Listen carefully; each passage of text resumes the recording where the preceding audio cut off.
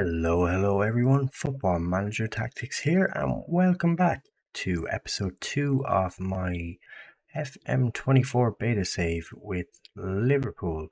Today we're catching up on the Merseyside derby. We're going to be live commenting that game, but just before we jump into that, there's some housekeeping we have to go over. So, last time we left off, we had a late win, a late 1-0 win over City, which really gave us a good boost to our Premier League campaign.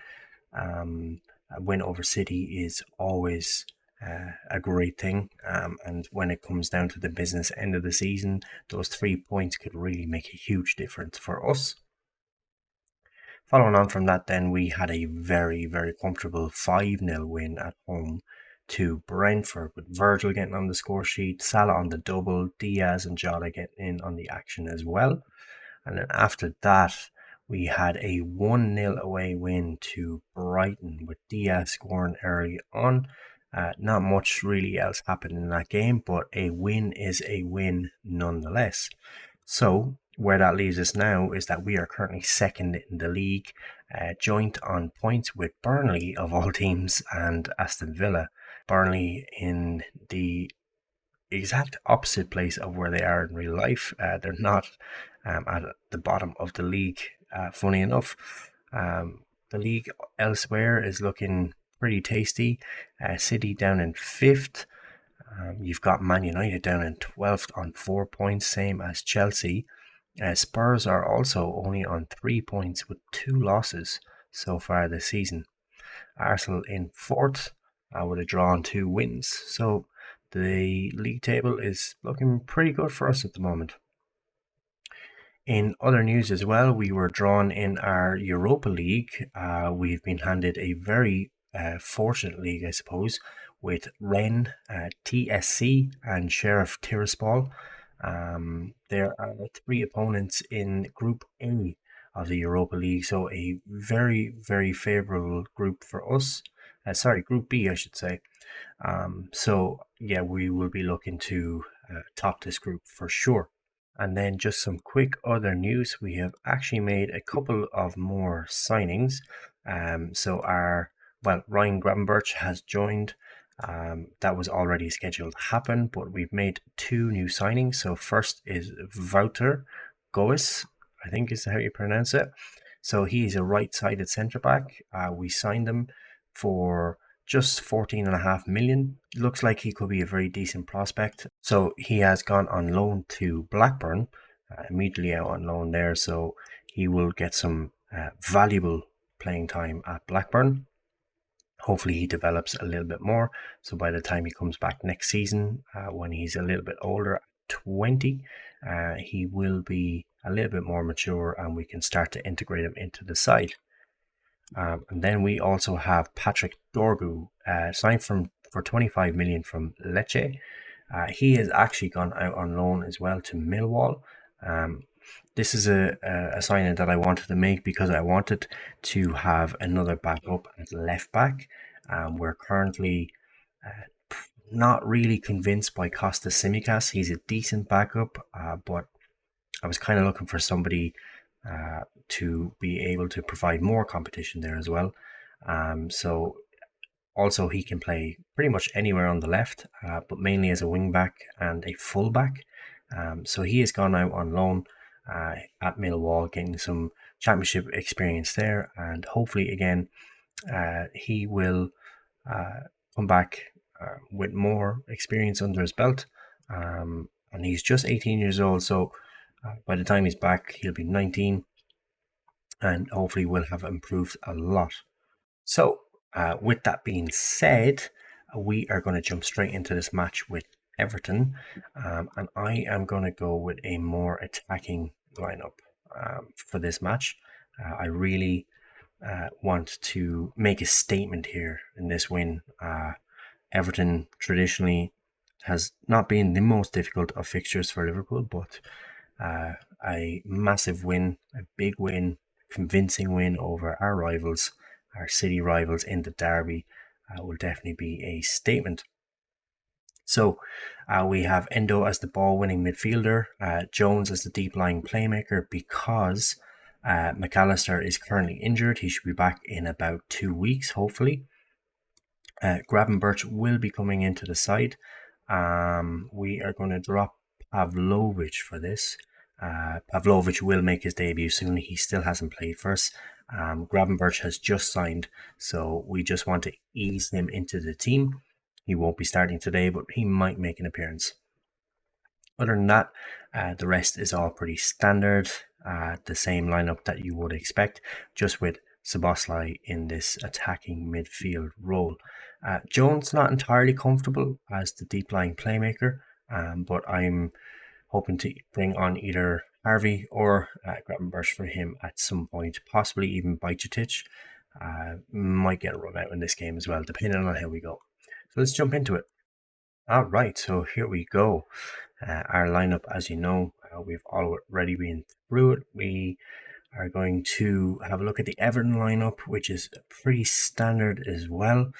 Calvert-Lewin, their main man up front, has actually just won Player of the Month for the August in the Premier League, so it will be interesting to see how we can contain him in this game. All right, so kicking off, let's see when we get our first highlight. Almost straight away, Szoboszlai on a free kick launches one in for Trent, who just heads it just over the bar.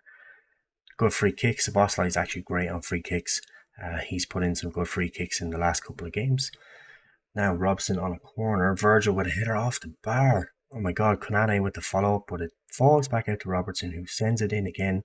Only out to Diaz on the right, who plays a terrible pass, and then that is cleared. We are looking good though. We're getting some attacks in, hitting the post. So pressure on straight away from the kickoff. That's exactly what I like to see. Szoboszlai on a free kick. He's going to shoot from here, I think. Judging by some of his free kicks for Hungary, he can definitely score from here. He's going to have a crack. He bends it. Oh my god. Szoboszlai has absolutely banged that in.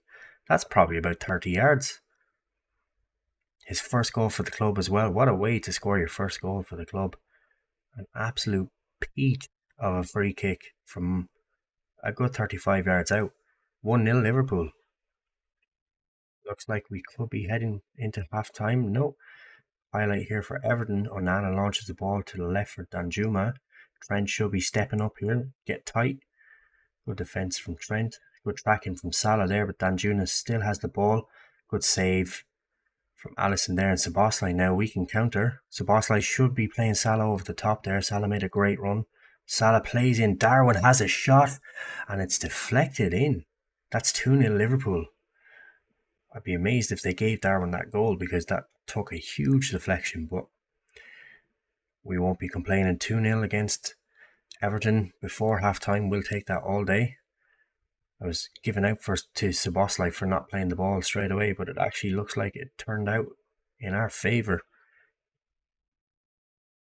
And there we go. Half-time, 2-0 to Liverpool in the Merseyside derby.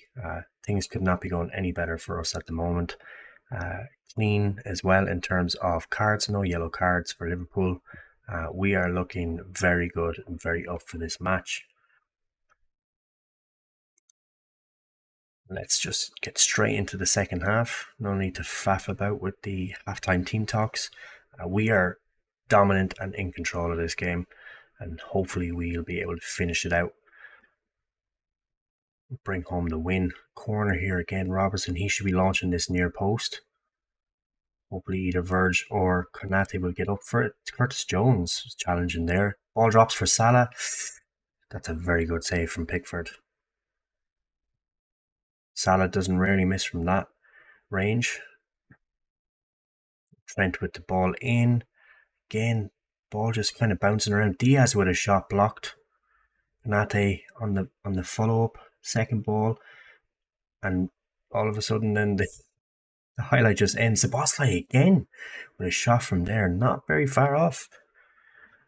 We are absolutely piling on the pressure here on Everton. Everton have offered very, very little going forward.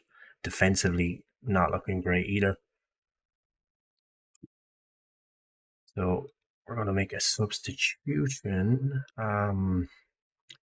Let's see. I think we're going to give Gravenberch his debut and we'll bring him on for Curtis. Curtis played a good game, but let's give Gravenberch his debut. Salah looking a bit tired as well, but he's having a fantastic game. Diaz having a good game as well, but I'm going to give Jota the run out instead of Diaz, and we'll leave it at that for now. Maybe in another 10 minutes or so we'll make a couple more subs.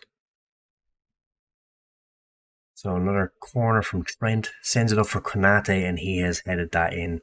That's what we're looking for from our corners, that near post delivery with our two big men on that near post, and it works out for us today.